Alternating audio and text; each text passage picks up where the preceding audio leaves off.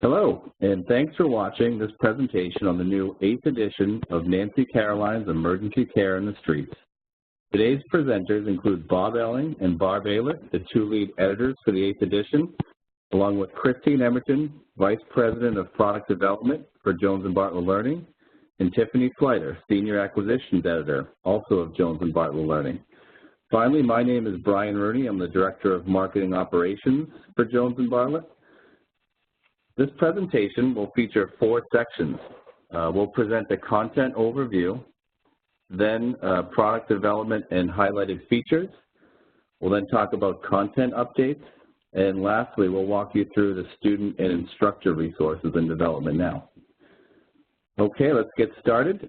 Christine, you're first up with a content overview. Please take it away. Thanks so much, Brian. I'll speak for everyone and say that we're really thrilled to be able to present some information on the 8th edition of the Nancy Caroline program. I think as many of you probably know, Dr. Nancy Caroline's Emergency Care in the Streets was the first paramedic textbook ever created, and it has served as a gold standard in paramedic education for almost 4 decades. Today, this textbook is the cornerstone of a suite of paramedic educational materials that extend from the core textbook to an interactive ebook, audiobook, rich instructor materials, and exciting digital products, including video, animation, simulation, and much more.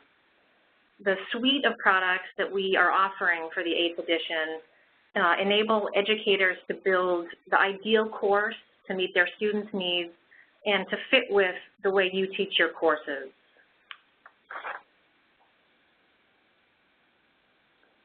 Next slide.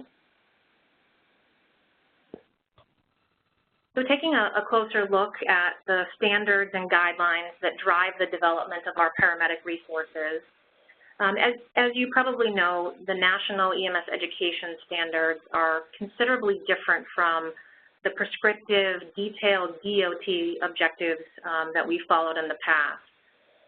The education standards are broad-based statements of minimal terminal competencies. So at the end of a paramedic course, your students need to be able to prove competency in these areas.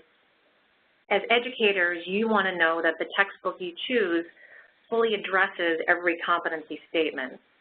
You want to know that your educational resources will prepare your students to be successful in your courses, on their exams, on their certification exams certainly, and then ideally out in the field. To address this, we list every competency statement from the standards in the chapter openers, and we page reference them to where they're covered in the chapter. So you don't need to wonder if the text that you've chosen will adequately educate your students and prepare them for field work. We've also taken this one step further. We've developed detailed knowledge and skills objectives for every chapter and page reference to those as well. Next slide. For the 8th edition, we're happy to say that we've gathered an incredibly experienced group of authors and editors. These people are all longtime field providers and educators from all over the country. Working with this team of top-flight authors are 3 lead editors: Dr. Andy Pollack from the AOS, Bob Elling, and Barb Ehlert, who are joining us today. This team of authors and editors is uniquely capable of translating the education standards and ensuring that we publish nationally accepted best practices in pre-hospital medicine. Next slide, please. Now we're going to take a closer look at the development of both the textbook and the resources that are supporting this program, and share with you some of the highlighted features.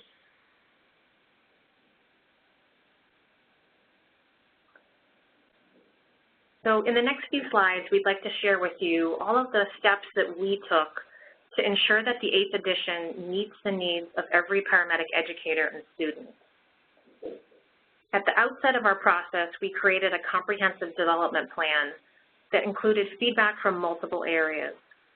we conducted a detailed review of feedback that we have received from educators using the last edition, a careful evaluation of other program materials, conducted extensive focus groups, and finally, we conducted an exhaustive survey of paramedic educators around the country, both educators who are using the 7th edition currently and those who are not. In short, we didn't want to leave any stone unturned in our pursuit of superior educational resources. Next slide, please. Our survey of paramedic educators queried them in detail on the scope and structure of the text, topics that their students struggle with, alignment of our text with their course design, and specific new content areas they wanted to see included. This slide shows examples of the questions that we posed in an effort to gather as much market feedback as possible when planning this new edition. This feedback, in addition to other data we gathered, laid the foundation for the 8th edition resources. Next slide, please. So we'd like to draw your attention to the information on this slide in particular. A special highlight of the 8th edition program is its current state-of-the-art medical content. Medicine, as you know, is constantly changing, and pre-hospital medicine varies across states and regions. The content of the 8th edition reflects the guidance and recommendations of an extremely experienced, geographically diverse group of authors and its team of medical editors from the AOS. Where possible, the content in the 8th edition is based on evidence, such as data from the field and studies published in the medical literature. A good example is our treatment of spinal immobilization. On this slide, we list standards and documents we consulted during content development of this edition, including the National EMS Education Standards, the NSEMSO Clinical Guidelines, the National Registry Skill Sheets and Psychomotor Competency Portfolio, and PHTLS, the 8th edition of PHTLS from NAEMT and the American College of Surgeons Committee on Trauma. Where applicable, authors and editors followed additional authoritative sources, such as National Stroke Guidelines. Last but not least, the 8th edition thoroughly addresses the 2015 ECC and CPR guidelines published by the American Heart Association. These updates went beyond just compression rate and depth changes. The text has been completely updated to reflect all of the guideline changes.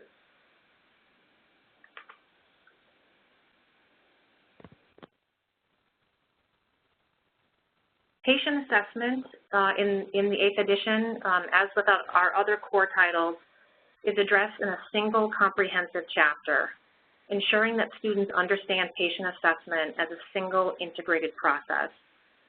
This also allows instructors to teach patient assessment the way paramedics actually practice it in the field. Each medical and trauma chapter reflects the patient assessment process using the same language and visual cues to strengthen students' command of this process.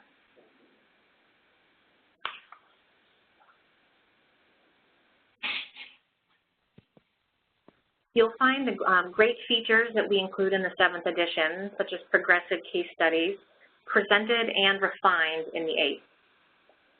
Students who are studying to become paramedics are focused on helping the sick and injured. They need to know why information is important to learn. Through evolving patient case studies in each chapter, the 8th edition gives students a genuine context for the application of knowledge. This approach makes it clear how all of this new information will be used to help patients in the field. Opportunities to apply knowledge equip students to ultimately become better providers. Our progressive case studies are followed by a comprehensive summary that answers the critical thinking questions raised throughout the case. And the UR, the paramedic cases, conclude with a patient care report, showing the student exactly how the presented case would be documented.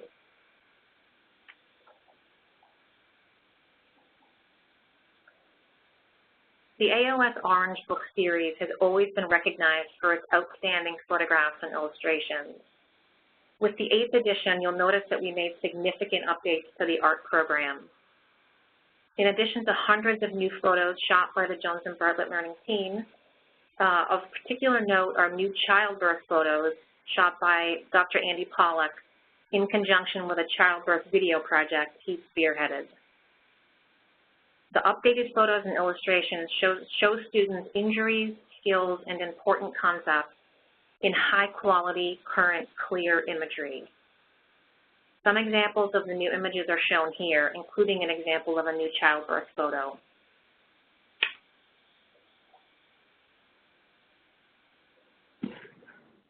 As in the 7th edition, the 8th edition includes step-by-step skill drills. The skill drill captions in the 8th edition align with the steps in the National Registry skill sheet, ensuring that students are prepared to perform skills the way they will ultimately be tested on.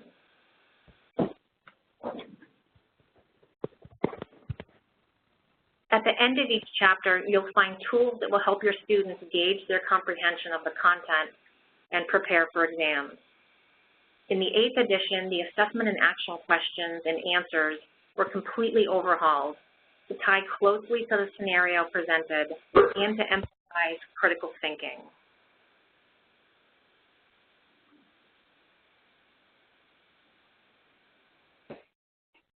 Now we'd like to provide a sampling of the more significant changes to each section, but in the interest of time, this presentation does not include every change. There are additional smaller changes throughout the text to update the material to current medical knowledge and practice.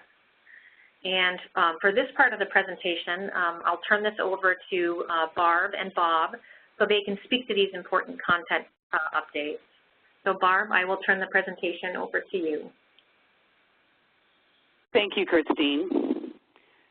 Anatomy and physiology are covered thoroughly in the A&P chapter. In subsequent clinical chapters, the A&P content is revisited in a more concise manner to reinforce that content without repeating everything taught in the initial chapter. Within clinical chapters, patient assessment has been pared down to better focus on what is unique and important for the particular emergencies discussed in the chapter, while still including the general patient assessment steps. As done in the assessment and action scenarios, questions within the You Are the Paramedic sections were revised to emphasize critical thinking. Answers within the You Are the Paramedic summary have been pared back to focus on the answers to the questions rather than reteach chapter content. As you can see, efforts were made in multiple areas to present paramedic students with comprehensive content that is also focused and concise. Next slide, please. Content from the Paramedic Practice Today text have been integrated where applicable. All statistics have been updated to current sources, and citations were incorporated throughout to ensure truly evidence-based recommendations and protocols. Next slide, please. Based on feedback from program directors and educators around the country, we added 2 new chapters to the 8th edition, Medical Terminology and Career Development. Medical terminology was previously addressed in the documentation chapter, but educators strongly preferred that we dedicate a standalone chapter to this important topic. And recognizing that the U.S. healthcare system and the role of the paramedic in it are rapidly evolving, we've added a chapter on career development. In addition to discussing the changing and expanding career opportunities for paramedics, this chapter presents non-traditional specialties that paramedics may need in the future to fulfill evolving roles in the healthcare system. Next slide, please. Emergency care in the streets has always been known for its effective pedagogical features. Enhancements in the 8th edition include tip boxes that highlight current medical research and studies and how this evidence relates to paramedic practice. Patient safety boxes focus the students' attention on the importance of reducing errors and providing optimal patient care. And skills that are tested by the National Registry are denoted by an icon on the skill drill. Next slide, please. This portion of the presentation provides examples of specific changes to selected sections in this edition. The changes listed on these slides do not represent all changes made throughout, but rather the major changes, such as new chapters, sections, or topics of interest. The preparatory section adds content on EMS Compass and EMS performance tracking. It discusses community paramedicine and mobile integrated healthcare as an evolving career option. It provides updated information about disease transmission. It discusses the importance of social media savvy in relation to HIPAA. It adds a new section on effective communication, including communication theory, and as we discussed, a new chapter on medical terminology. Next slide, please. The A&P chapter was significantly revised, reorganized, and expanded, and content from the Paramedic Practice Today text has been used for that. Foundational A&P content from other chapters was moved to this chapter. The Pathophysiology chapter provides enhanced coverage of factors that can affect or upset homeostasis. It adds a new section on disturbances and fluid balance, adds a new section on the body's response to immune challenges. I'm going to turn it over to Bob. Thank you. Thanks, Barb. Section 3 is the patient assessment section, and as was mentioned before, the flow chart has been simplified for ease of teaching as well as ease of use in the field. And we emphasize that throughout the entire patient assessment and the rest of the book. We have added content on situational awareness and common causes of provider injuries and fatalities, keep people safe. Assessing patient orientation and documenting behavior has also been expanded within this chapter. How to deal with sensitive topics and obtaining history is discussed, as well as clinical tools and tests used by paramedics, such as blood glucose testing, or expanded the value of end-tidal CO2 measurement. That's discussed within the chapter, as well as some specialty devices that are not often used, but occasionally the results are useful, such as portable ISTAT testing devices. The content on cultural competence has also been expanded to prepare the paramedic for today's world and the patients that we deal with in all communities. The indications for spinal stabilization are introduced because this is the chapter where we first start to talk about that. We go into more detail further in the course, but based on latest trends as well as the most up-to-date scientific evaluation and evidence. Next slide. In the pharmacology section, which is section 4, we have expanded the content in a number of areas. Pharmacogenetics is discussed, as well as the content on anticoagulant and antiplatelet medications has been expanded since there are so many patients out there that are on these therapies. Medication errors are a significant and life-threatening problem in the medical field, and we discuss them and offer strategies to reduce these errors from occurring. The categories of pregnancy warnings that have been updated to the latest system that is used by the medical community for various different medications. We also make an effort to explain the AHA classification of recommendations and the level of evidence as they apply to medications administered by paramedics in the field. Next slide.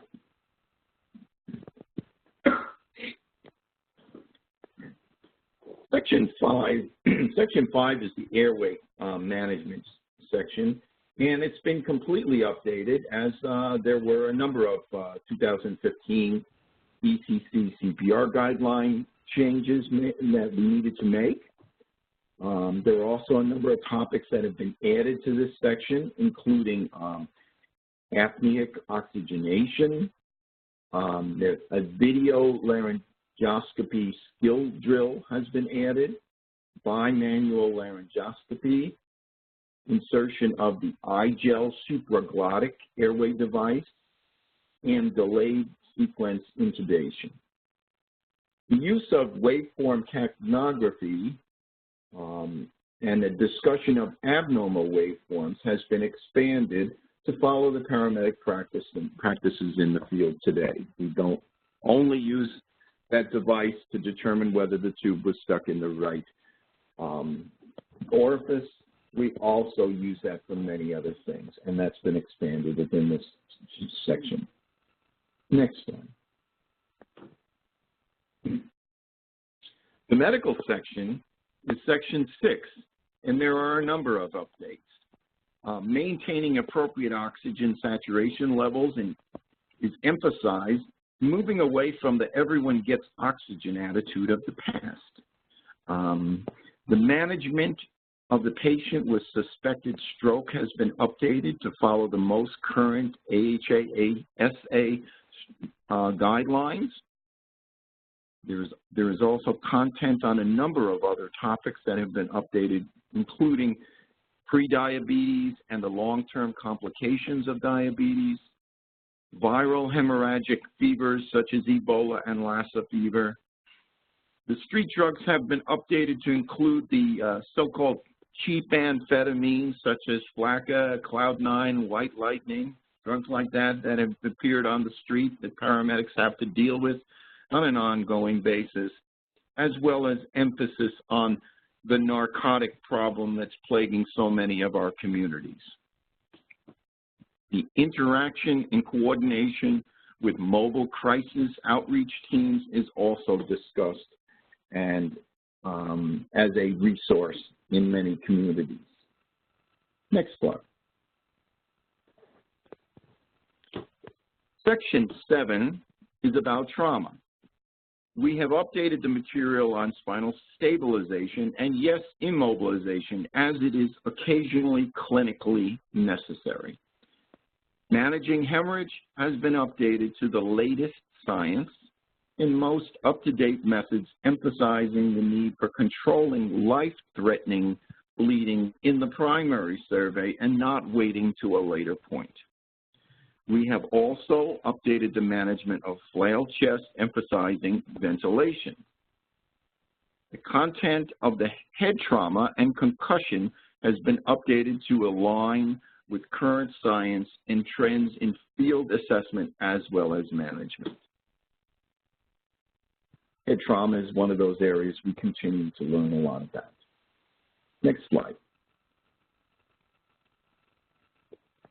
Section 8 is about shock and resuscitation.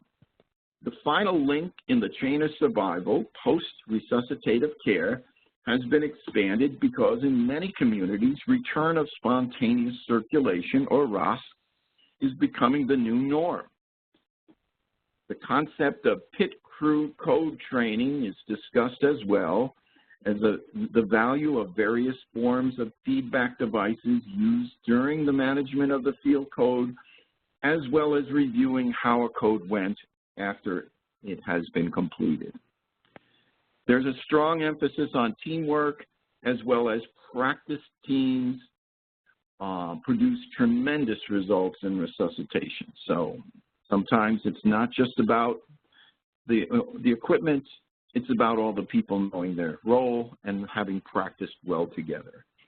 And that's emphasized in the book. Next slide.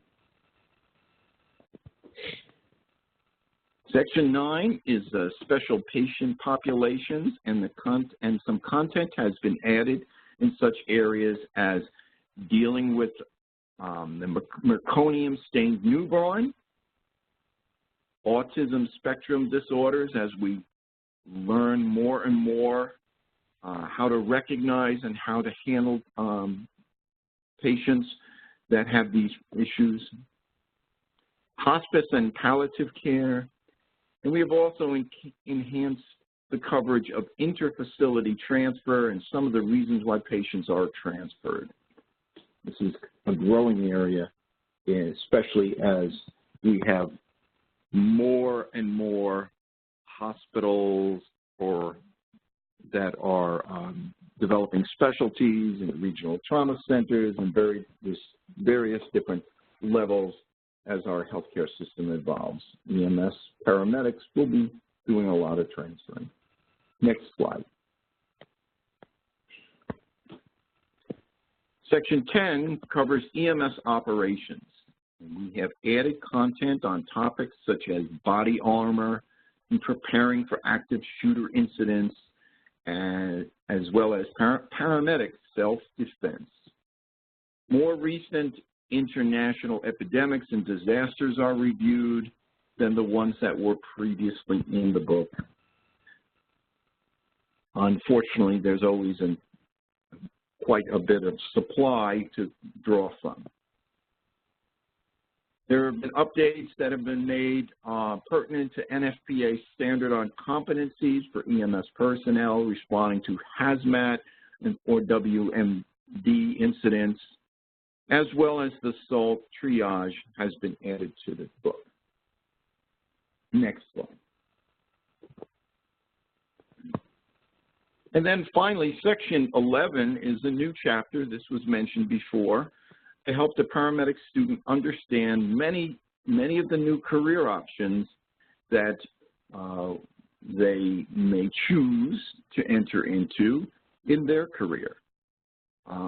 Options such as critical care or tactical medicine, community health paramedicine as it evolves in various different areas of our country, and other roles that are evolving for paramedics once they've worked in the field and got a lot of experience and want to try something else. So we're going to shift to the next slide, and I'm going to turn this over to Tiffany. Thank you.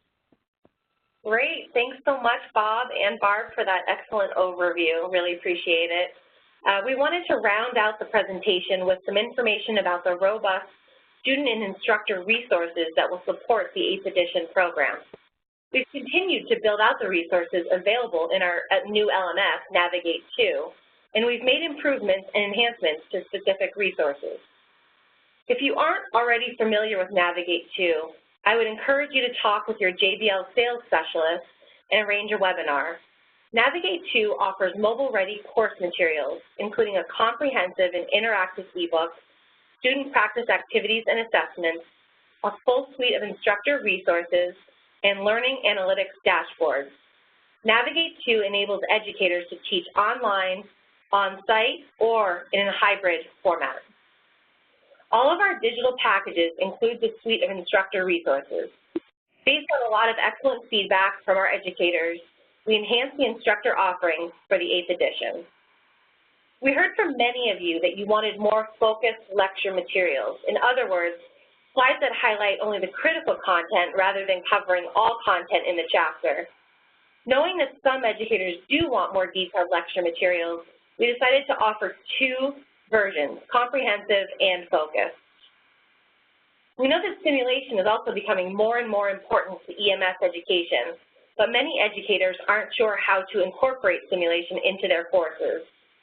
To help you enhance your curriculum, we will be publishing simulation guidance documents and scenarios.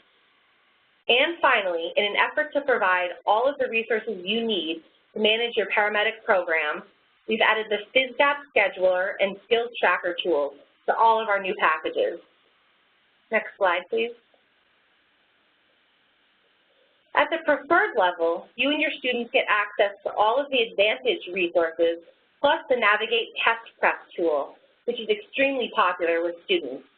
We actually get emails and phone calls all the time from students who want to thank us for helping them pass the National Registry exam. We truly think that every EMS student should use our Test Prep products. Next slide, please. Premier Access is our highest level package, offering all of our students and instructor resources. In addition to the online interactive lectures, Premier Access include our flagship simulation product, Virtual Ride-Along Simulations, which consists of 10 interactive branching logic lessons based on the You Are the Provider virtual ride-along videos.